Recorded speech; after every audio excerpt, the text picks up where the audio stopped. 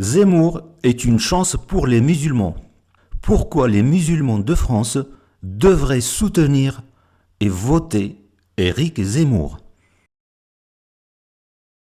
Dans cette vidéo, nous allons donner quelques raisons qui devraient inciter tous les musulmans de France à soutenir et à voter pour le candidat Éric Zemmour, s'ils sont citoyens français.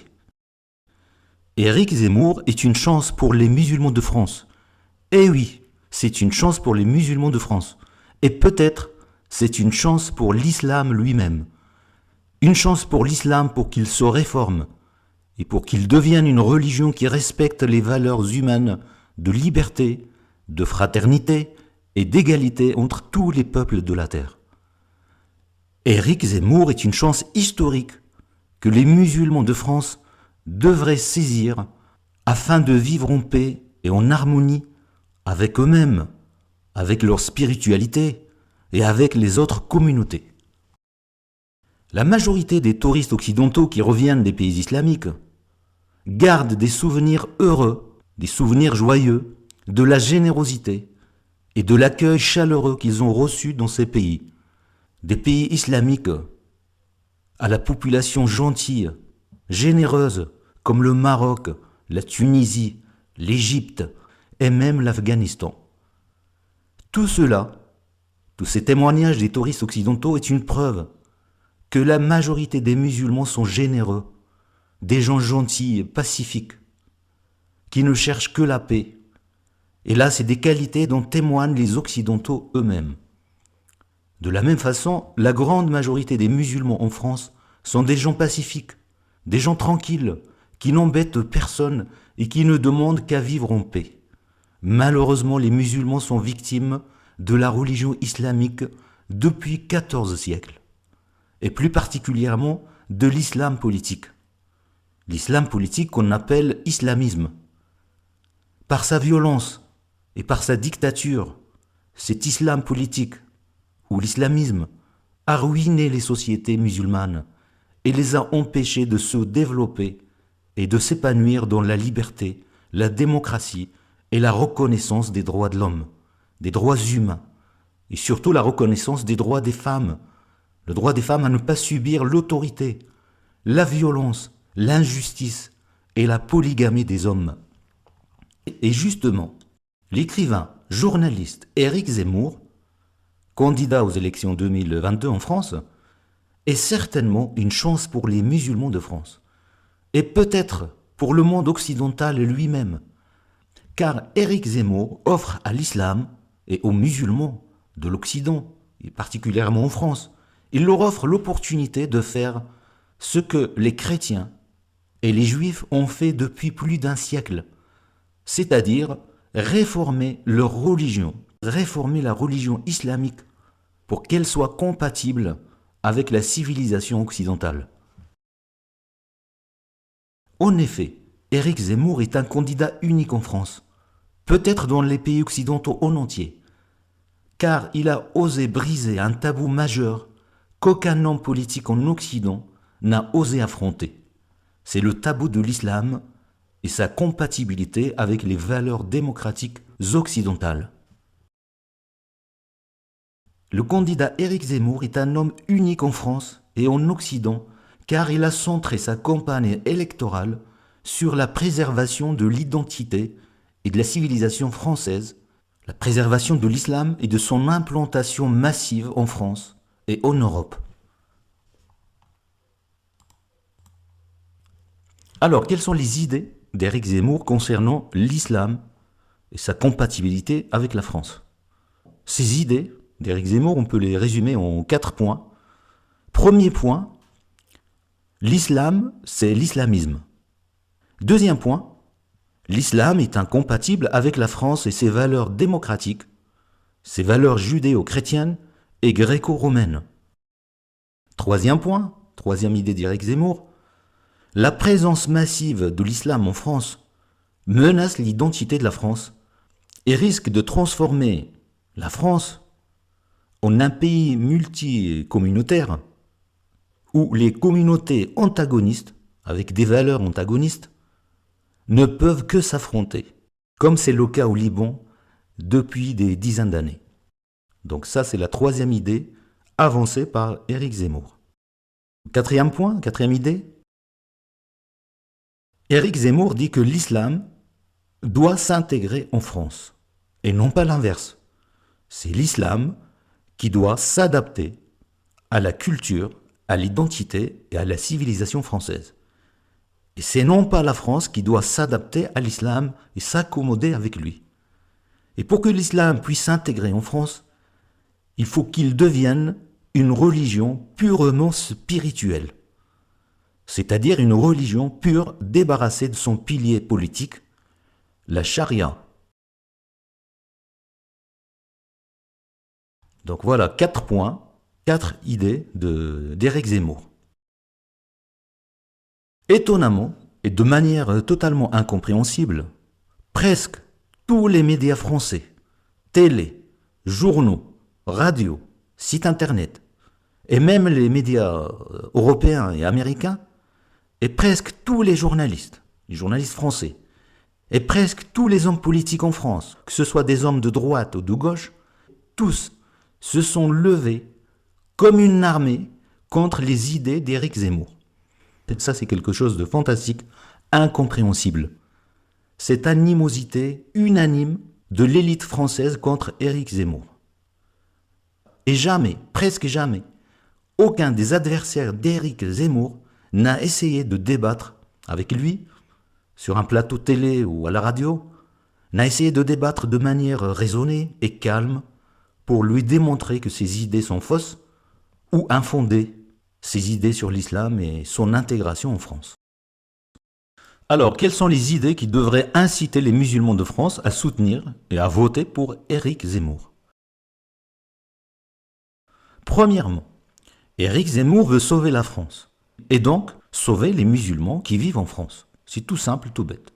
Si on sauve la France, on va sauver ses habitants, y compris les musulmans. En effet, Éric Zemmour affirme qu'il veut sauver la France de la disparition ou de l'éclatement identitaire, communautaire ou religieux. Et une France sauvegardée, paisible, tranquille, riche et prospère, c'est la France que sont venus chercher les musulmans de France ou leurs ancêtres. Et la grande majorité des musulmans en France sont des gens paisibles, tranquilles, qui ne veulent vivre qu'en paix. Et très souvent, ces gens sont modestes. Ils sont venus en France, eux, ou leurs parents, ou leurs grands-parents, sont venus en France pour fuir la misère économique, la misère sociale, dans leur pays d'origine, en Afrique, au Maghreb, au Moyen-Orient, en Asie. Sont venus en France pour retrouver un peu de prospérité matérielle dont il manque dans leur pays. Certains sont venus aussi pour fuir la guerre et les violences dans leurs pays islamiques. Certains aussi, une minorité, ont fui leurs pays islamiques d'origine pour retrouver un peu de liberté et de démocratie et de respect des droits de l'homme et surtout des droits de la femme. Et tous ces acquis que les immigrés musulmans ont trouvés en France, c'est-à-dire le confort matériel, la prospérité, la paix, la liberté, la démocratie, tous ces acquis sont absents de leur pays d'origine. En Afrique noire, au Maghreb, Proche-Orient, en Turquie, en Afghanistan, au Pakistan, tous ces acquis sont absents de ces pays. Imaginons un instant que la France disparaisse. La France telle qu'elle existe depuis plus de 1000 ans. Imaginons qu'elle devienne un pays multicommunautaire, multiculturel, où les communautés se font face, ne se mélangent pas. Des communautés qui s'affrontent, car elles n'ont pas les mêmes valeurs, les mêmes modes de vie. Une communauté, par exemple, qui accepte le vote démocratique, et une autre communauté qui refuse le vote démocratique, en disant que le vote et la démocratie est une pratique impie qui vient des humains et non pas de Dieu, et que eux ne croient qu'en la loi de Dieu. Un pays comme ça, multicommunautaire, est un pays en danger de déchirement. car l'histoire a montré que plusieurs civilisations dominantes et antagonistes ne peuvent pas vivre sur le même sol.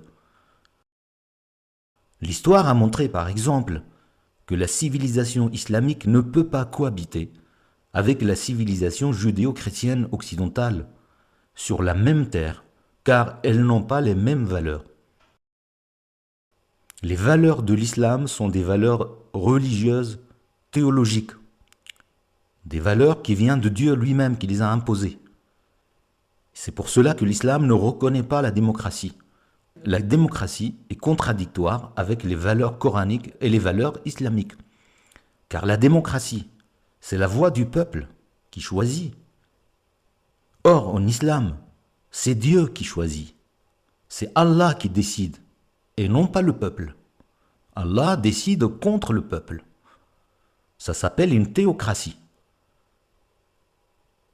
Donc, une civilisation islamique ne peut pas cohabiter avec une civilisation démocratique.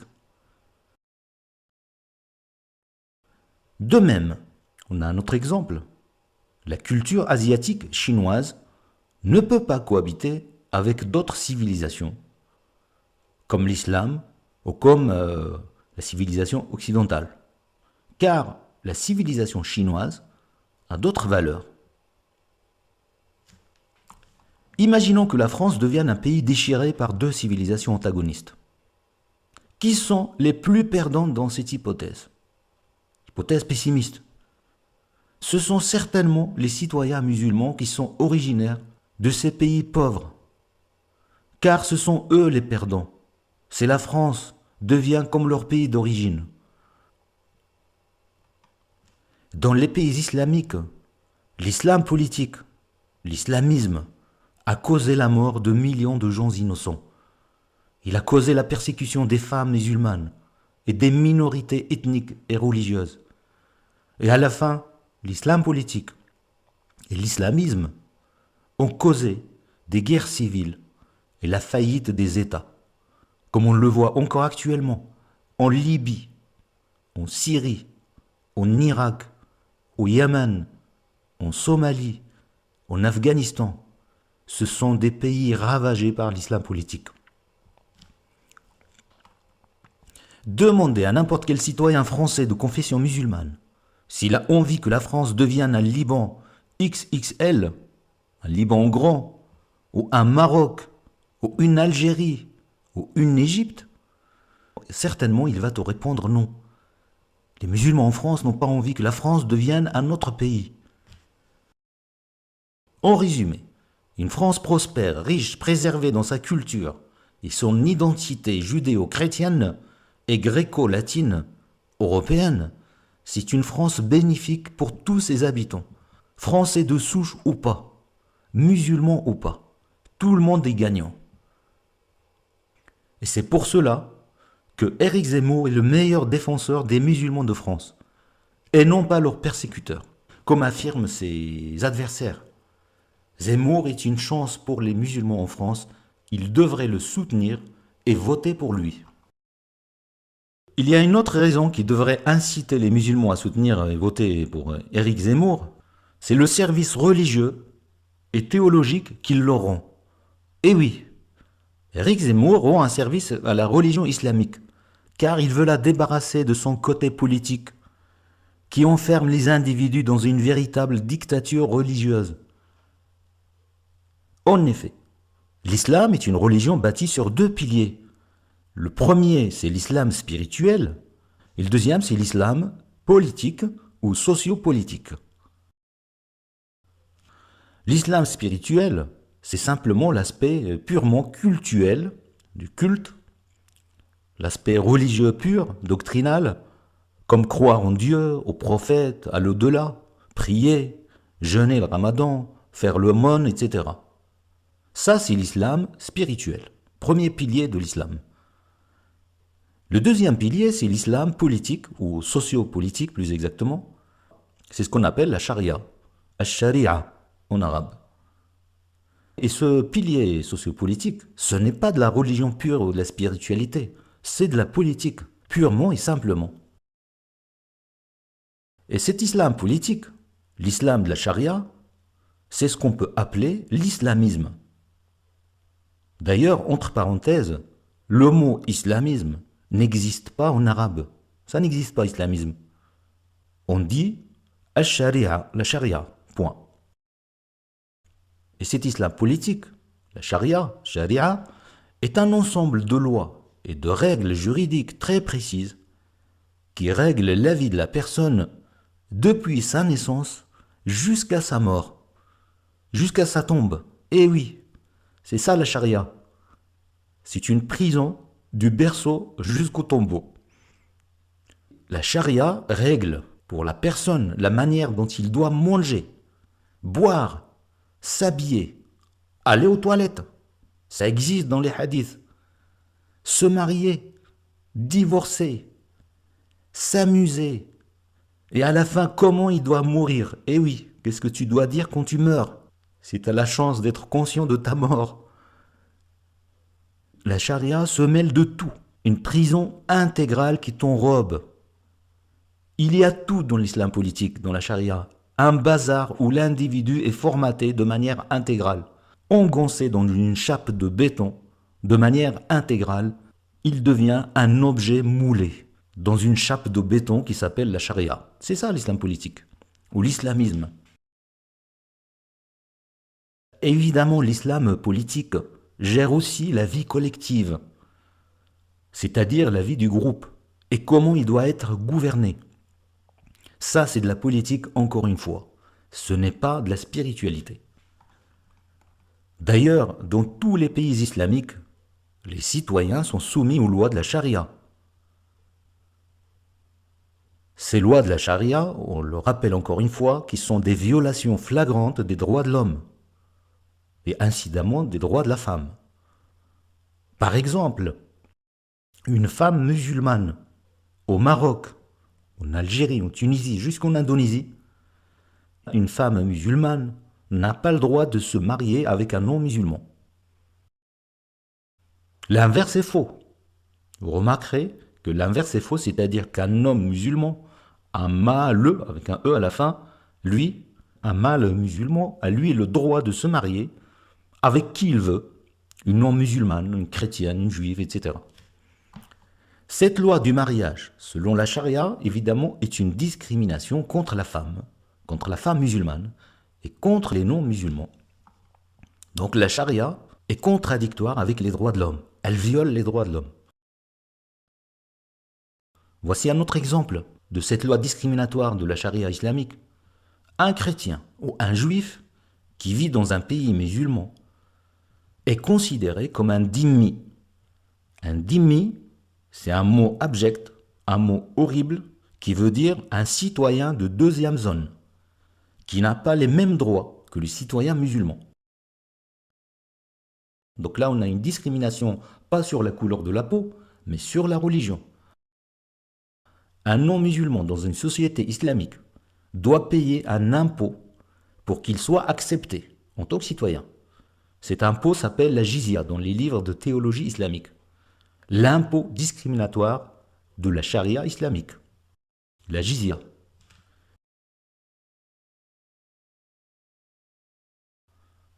Et la notion de dhimmitude, c'est-à-dire l'infériorité des non-musulmans, c'est une notion très développée dans les livres de théologie islamique.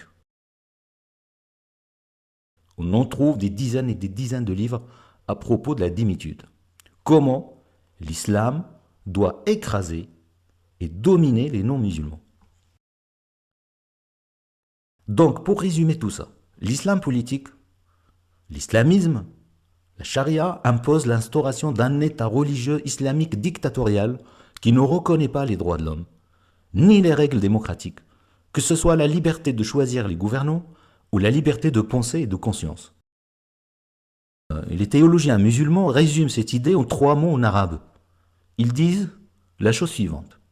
Al-Islam, din wa dawla. Littéralement, ça veut dire l'islam, c'est religion et État. Al-Islam, din wa dawla.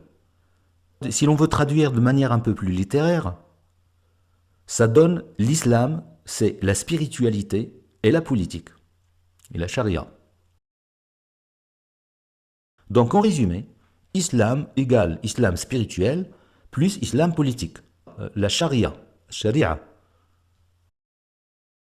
Et donc si quelqu'un accepte l'islam intégral, c'est-à-dire tout le package intégral, il accepte de ce fait l'islam politique, à côté de l'islam spirituel. Il accepte la charia. C'est pour cela qu'Éric Zemmour considère que l'islam, c'est-à-dire l'islam intégral, comme de l'islamisme, car cela englobe la charia, l'islam politique.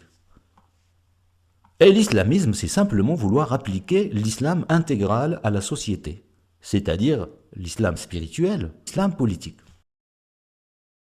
Et vraiment, quand on voit des journalistes et des politiciens français expliquer sans rougir, sans hésiter, que l'islam est compatible avec les valeurs démocratiques de la France, c'est vraiment un spectacle affligeant, douloureux pour les gens qui connaissent l'islam. Car c'est un spectacle qui révèle une irresponsabilité coupable, une ignorance profonde des bases de la religion islamique, une méconnaissance des faits les plus élémentaires de l'histoire des religions. Les gens qui affirment que l'islam est compatible avec les valeurs de la liberté et de la démocratie sont des ignorants et des irresponsables. Car en vérité, ils disent la même chose que les islamistes, les frères musulmans et autres salafistes. Non seulement en France et en Europe, mais aussi dans les pays islamiques. Et dans beaucoup de ces pays islamiques, les gouvernements essaient de lutter depuis des dizaines d'années contre ces groupes islamistes, comme les frères musulmans et les salafistes, qui veulent islamiser à outrance toute la société. Car eux, ces islamistes, ces frères musulmans, disent que l'islam est compatible avec la démocratie et la liberté. Et pour eux, c'est-à-dire pour ces salafistes, ces frères musulmans, ces islamistes, pour eux, être musulman, c'est appliquer l'islam spirituel et surtout l'islam politique. Alors, comment Éric Zemmour peut-il être une chance pour les musulmans en France? Simplement, il les stimule, il les encourage à rejeter l'islam politique et la charia et sa dictature pour ne garder que l'islam spirituel, un islam de paix et de fraternité, un islam enrichi de pratiques spirituelles qui incitent à la paix, à la fraternité, à la liberté, et loin du fanatisme qui utilise la religion comme une arme politique pour dominer les autres dans leur corps, dans leur comportement et dans leur conscience. Zemmour est une chance pour l'islam, pour les musulmans en France, car c'est en rejetant l'islam politique, la charia et sa dictature religieuse que l'islam deviendra vraiment une religion spirituelle, une religion vraiment de paix et d'amour.